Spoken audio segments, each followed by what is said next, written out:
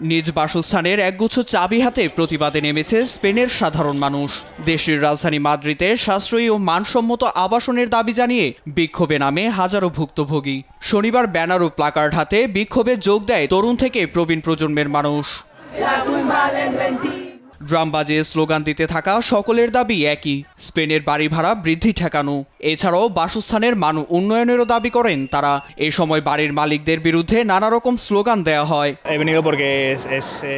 আমি এসেছি কারণ আমাদের কথাও শুনতে হবে। বাড়ির মালিকরা আবাসন তৈরির নামে যা করছে তার বিরুদ্ধে লড়াই করা প্রয়োজন। স্পেনের সেন্ট্রাল ব্যাংক বলছে প্রায় 40% পরিবার তাদের আয়ের 40% বাসস্থানের জন্য খরচ করে থাকে।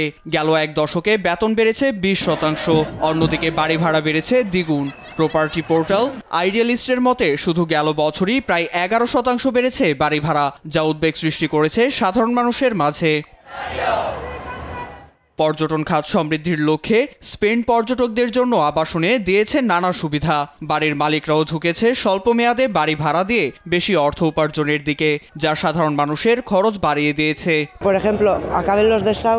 আমরা মানসম্পন্ন জীবনযাপন করতে পারি যদি পর্যটন ও উচ্চাকাঙ্ক্ষী মানুষের লোভের অবসান হয়।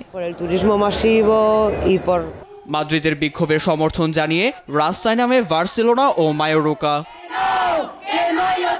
নিউজ ডেস্ক, দেশ টিভি।